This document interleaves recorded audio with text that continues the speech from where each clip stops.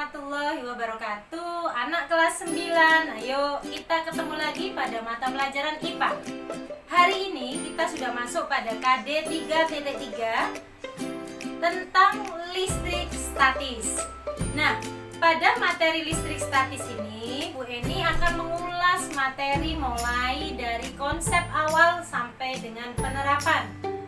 Persiapkan diri kalian, kita mempelajari dengan subtopik yang pertama, yaitu tentang muatan listrik. Muatan listrik adalah muatan-muatan pada komponen listrik. Muatan listrik terbagi menjadi dua jenis. Yang pertama, jika muatan itu positif disebut proton. Dan untuk muatan yang negatif disebut elektron. Jika dua muatan yang sejenis, maka menghasilkan gaya tolak-menolak. Sedangkan jika lain jenis, maka menghasilkan gaya tarik-menarik. Dalam IPA, muatan listrik dilambangkan dengan Ki seperti ini. Sedangkan satuannya dilambangkan dengan kolom. Kolom adalah seorang ilmuwan, nama seorang ilmuwan yang menemukan muatan listrik. Lambangnya C. Nah, kalian harus mempelajari materi muatan listrik ini mulai dari lambang sampai dengan karakteristiknya. Kita ulas seperti berikut ini. Sebuah benda di alam ini memiliki muatan listrik yang bisa sifatnya itu muatan positif maupun muatan negatif. Misalnya sekarang Bu Eni memiliki kertas, maka kertas ini bisa dikatakan bermuatan. Nah, kira-kira muatan apakah kertas itu? Netral tentunya. Nah, bagaimana membuat sebuah benda yang bermuatan netral bisa menjadi bermuatan positif atau negatif? Maka ada salah satu contoh dalam kehidupan sehari-hari. Misalnya, penggaris plastik Bu Eni gosok dengan rambut yang panjang. Oke. Nah, ternyata penggaris plastik sebelum digosok bermuatan netral. Rambut pun juga bermuatan netral. Tetapi saat setelah penggosokan selesai, ternyata dua benda yang digosokkan tadi memiliki jenis muatan yang berbeda. Penggaris plastik akan bermuatan negatif, sedangkan rambut akan bermuatan positif. Hal ini karena elektron dari rambut melompat ke penggaris sehingga penggaris kelebihan jumlah elektron dan rambut akan mengalami kekurangan elektron. Yang bisa berpindah tempat atau melompat ini hanya muatan negatif, yaitu elektron. Bagaimana bisa seperti itu? Berikut skema dari posisi letak muatan. Untuk proton pada suatu benda itu letaknya di tengah-tengah, sedangkan elektron letaknya di kulit-kulit dari sebuah atom. Memungkinkan bahwasanya yang berada di kulit luar ini yang mudah berpindah. Sehingga konsep awalnya kita tarik kesimpulan yang bisa berpindah tempat adalah muatan negatif, yaitu elektron. Kembali pada contoh penggosokan dua benda tadi. Penggaris plastik misalnya ini, Bu Eni gosokkan dengan rambut. Ternyata ada loncatan muatan listrik, yaitu elektron, dari rambut pindah ke penggaris. Otomatis penggaris plastik yang bermuatan positif ini ketambahan elektron. Ayo, elektron tadi bermuatan apa? Negatif. Maka penggaris ini menjadi bermuatan negatif. Sedangkan rambut yang dia kurang elektronnya, maka rambut kita itu tadi bermuatan positif. Contoh berikutnya, misalnya Bu Eni punya benda ini terbuat dari kaca. Kaca akan saya gosok dengan kain sutra. Kerudungnya Bu Eni kain sutra. Saya gosokkan dua benda ini. Sebelum digosokkan, dua benda ini memiliki muatan yang netral. Tapi setelah digosokkan, kaca dan kain sutra ini memiliki muatan listrik yang berbeda. Terjadi loncatan muatan listrik, loncatan elektron.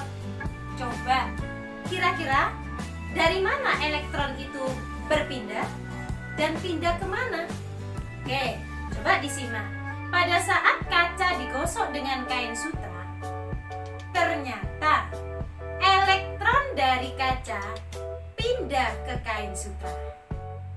Oke, kaca kehilangan elektron, berarti kaca bermuatan positif. Bagaimana dengan kain sutra?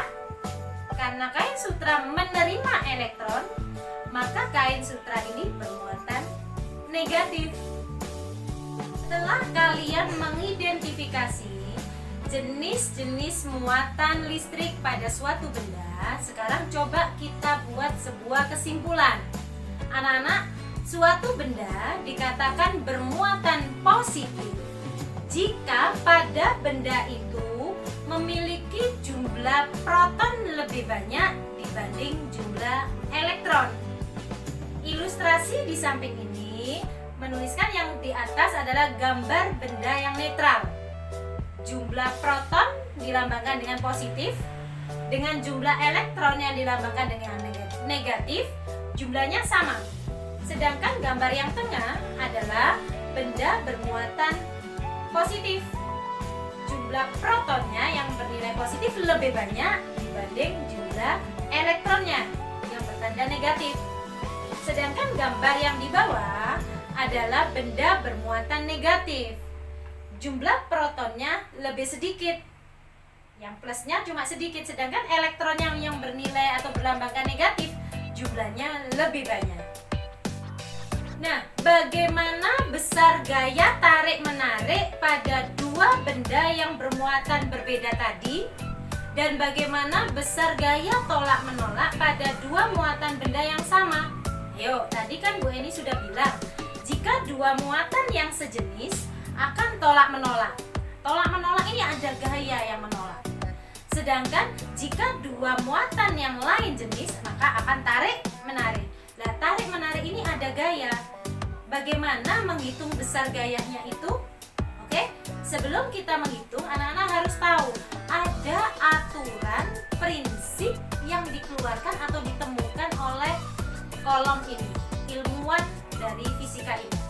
Nah, Coulomb menyebutkan prinsip ini disebut dengan hukum Coulomb.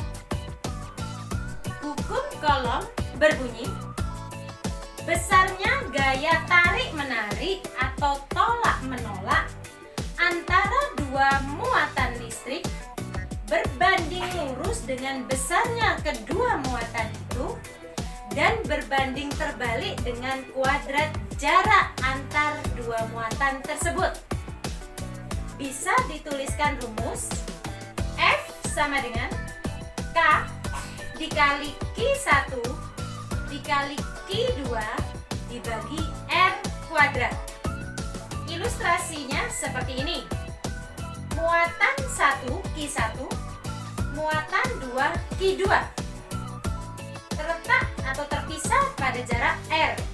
Maka untuk menghitung gayanya menggunakan rumus di atas. Keterangannya, F adalah gaya Coulomb. Gaya satuannya Newton. Sedangkan K adalah konstanta Coulomb.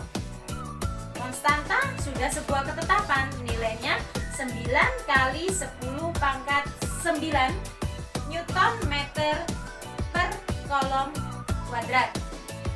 Sedangkan Q1 dan Q2 itu adalah besarnya muatan. Satuannya adalah Coulomb. Sedangkan R adalah jarak dua muatan itu, satuannya meter. Bagaimana menyelesaikan persamaan hukum kolom ini? Informasi sedikit tentang 10 berpangkat. Anak-anak, jika 10 pangkat P dikali dengan 10 pangkat Q, perkalian ya, maka 10 pangkatnya akan pangkatnya ditambahkan. Oke? Dan jika 10 berpangkat dibagi 10 berpangkat, maka pangkatnya dikurangkan. Oke? Jika 10 berpangkat dikuadratkan, maka pangkatnya dikali dengan kuadrat itu. Kuadrat kan 2, berarti dikali 2, seperti ini. Jika 10 pangkat diakar, maka pangkatnya dibagi 2. Dibagi 2. Ini sekilas info loh, karena ini harusnya konsep matematika. Menyelesaikan persamaan hukum kolom ini, perhatikan contoh berikut ini. 2 muatan listrik masing-masing besarnya 2 kolom dan 4 kolom. Terpisah pada jarak, sini perhatikan, 3 cm. Jika konstanta kolom 9 kali 10 pangkat 9 Newton meter per kolom persegi, pertanyaannya, hitunglah gaya kolom yang terjadi antara 2 muatan tersebut. Anak-anak, perlu kita identifikasi 2 muatan ini sama-sama positif. Berarti gaya yang dihasilkan nanti adalah gaya tolak-menolak karena 2 muatan sejenis. Diketahui data Q1 2 kolom, Q2 4 kolom, jarak R 3 cm. 3 cm kita ubah ke meter dulu. Berarti bagaimana? Centimeter ke meter, naik atau turun? Naik bukan? Naik berapa?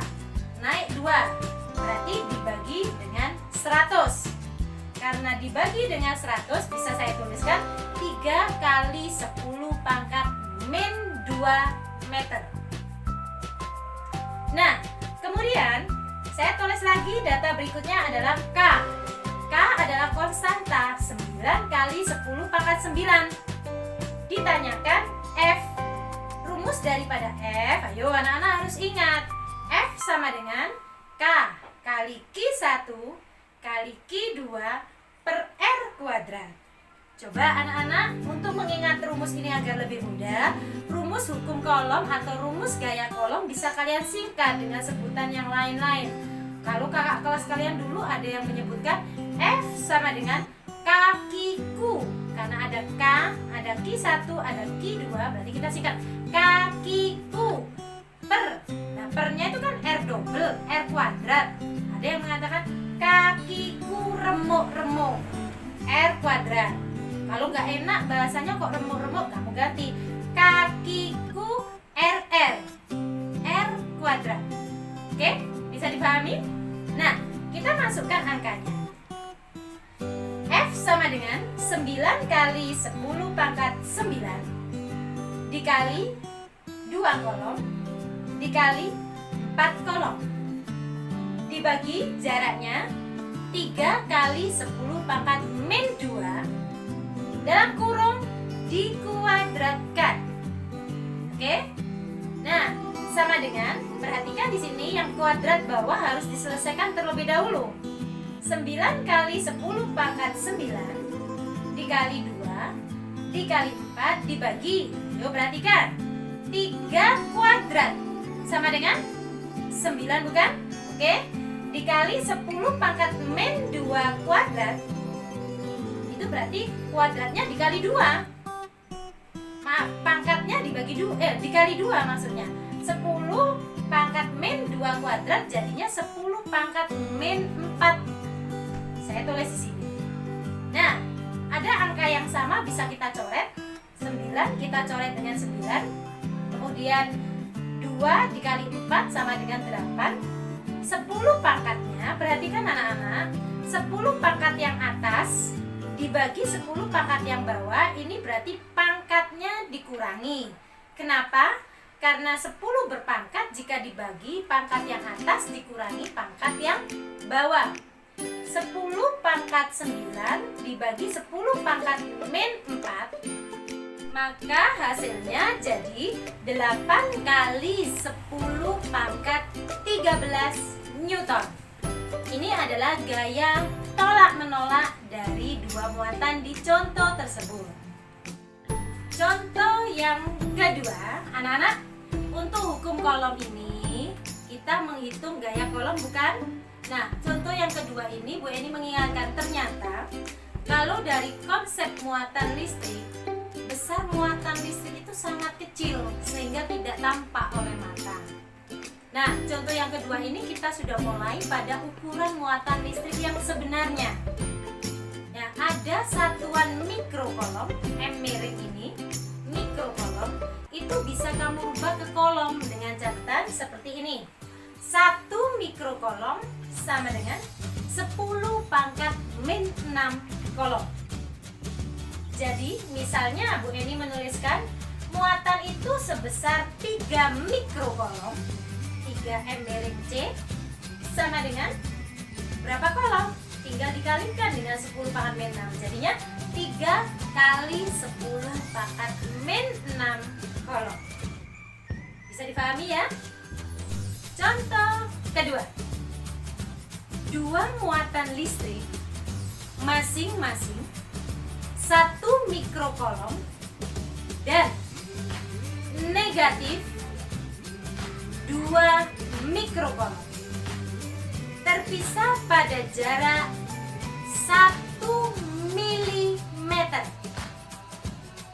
Hitunglah gaya kolom yang terjadi. Oke anak-anak, cara menyelesaikannya, dua muatan ini kita identifikasi, Q1, Q2, dan R. Perhatikan di sini, Q1 dan Q2 berbeda jenis, satu positif, satu negatif. Maka nanti gaya kolom yang dihitung itu adalah gaya tarik-menarik. Nilai negatif pada jenis muatan ini nanti kalau masuk di perumusan jangan diikutkan, hanya angkanya saja yang diikutkan. Yang penting kalian tahu gayanya nanti tarik menarik. Oke, kemudian jarak R. R di sini satuannya milimeter. Rubah ke meter. Mengubah ke meter, hati-hati. Milimeter ke meter naik berapa anak-anak? Naik 3 bukan? Nah, naik 3 berarti dibagi yang nolnya ada 3, dibagi 1000. Maka 1 mm saya rubah ke meter jadi 1 dikali 10 pangkat min 3 meter. Oke, ditanya gaya F di sini. Dijawab rumusnya F sama dengan kakiku remuk-remuk. Saya tulis di situ kaki 1 Q2 per R kuadrat. Kita masukkan angkanya. K 9 kali 10 pangkat 9. Q1, hati-hati, Q1 di sini satuannya masih mikrokolom. Kita rubah ke kolom, tinggal dikali 10 pangkat min 6 bukan? Kita masukkan untuk Q1, Q2. Oke, dibagi R. R-nya di sini 1 kali 10 pangkat min 3 dan dikuadratkan dalam kurung. Oke, selesai. Kira-kira setelah ini apa yang harus kamu lakukan? Tulis lagi yang atas tetap, yang bawah yang ada kuadrat kita selesaikan dulu. 1 kuadrat tetap 1. 10 pangkat min 3 dikuadratkan. Ayo diingatkan, kalau 10 berpangkat dikuadratkan maka pangkatnya dikali 2. Min 3 jadi min 6. Kemudian kita lihat atas dan bawah ada yang bisa dicoret. Dan yang 10 pangkat min 6 kita coret yang sama. Setelah itu angka yang lain yang bukan 10 berpangkat kita selesaikan terlebih dahulu, kita kalikan.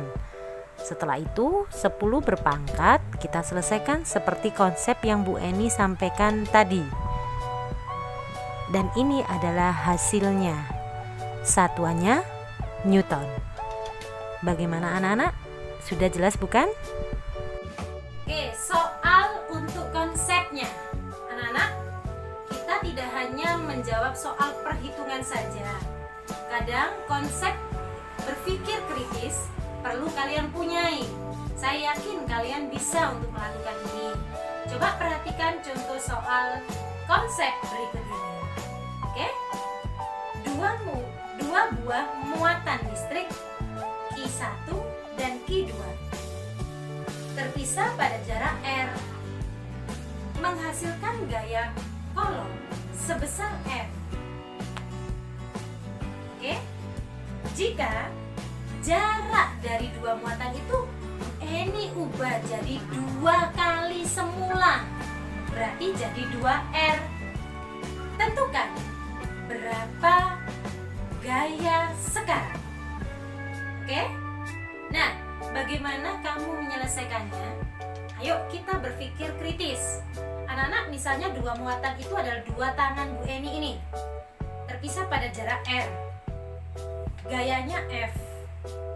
Kira-kira jika jaraknya saya ubah jadi 2 kali semula, semakin jauh atau semakin dekat? Semakin jauh bukan? Nah, kalau semakin jauh, kira-kira gayanya semakin kuat atau melemah? Melemah kan? Pasti melemah karena jaraknya lebih jauh. Nah, kalau tadi F gayanya, sekarang gayanya jadi berapa? Maka gunakan persamaan berikut. Yang diubah adalah jarak. Maka rumus yang F sama dengan kaki 1 Q2 per R kuadrat, kita bisa identifikasi nilai K tetap. Nilai Q dalam soal Q1 Q2 tidak berubah, maka yang Bu Eni lingkari ini tidak kita gunakan dalam persamaan. Persamaan yang digunakan adalah F sebanding dengan 1 per R kuadrat, di mana R kita ganti dengan jarak yang sudah dijauhkan tadi 2R, sehingga F sebanding 1 per 2R dalam kurung dikuadratkan, dan hasilnya F sama dengan 1 per 4 R kuadrat, sehingga gayanya adalah 1/4 dari semula. Nah, gayanya terlihat lebih kecil bukan? 1/4 nilainya. Lanjut ke contoh soal konsep yang kedua. Dua muatan ya, A dan B terpisah pada jarak R. Oke? Kemudian jarak dari dua muatan ini saya ubah menjadi setengahnya. Tentukan nilai gaya kolomnya sekarang. Bagaimana menyelesaikannya? Ayo, konsep yang pertama tadi, jika semakin diperjauh, gayanya semakin kecil. Sekarang contoh soal yang kedua ini, misalnya dua muatan A dan B terpisah pada jarak R. Kemudian jaraknya Bu Eni ubah setengahnya. Berarti semakin mendekat bukan? Nah, kalau semakin mendekat, apa yang terjadi? Gayanya semakin besar. Nah, maka dari itu, maka bisa Bu Eni beri informasi cara penyelesaiannya seperti ini. 1 per R ini tadi sama dengan F. R-nya di sini kuadrat, hati-hati. Maka F sama dengan 1 per R-nya tadi kita ganti setengahnya, setengah dikuadratkan. Maka F sama dengan 1 per 1/4. Kalau bentuk pernya double seperti ini, tinggal membalik angka yang paling bawah dikeataskan, jadi F-nya jadi 4 kali semula. Anak-anak, untuk subtopik kolom ini Bu Eni sudah memberikan beberapa contoh soal. Harapan Bu Eni kamu bisa memahami dengan mudah. Nanti pada GCR ini Bu Eni berikan tes pemahaman, ya. Kamu kerjakan, dicoba di rumah, karena ini Bu Eni bisa mengukur anak-anak memahaminya sampai mana. Nanti kerjakan dengan baik. Tidak usah bingung, boleh tanya nanti melalui forum, ditanyakan di GCR atau bisa WA ke Bu Eni. Ya anak-anak, bagaimana caranya dan bagaimana konsepnya pertemuan lagi, pertemuan berikutnya nanti untuk materi selanjutnya. Hari ini Bu Eni akhiri. Jangan lupa kerjakan tugasnya dengan ucapan Assalamualaikum warahmatullahi wabarakatuh.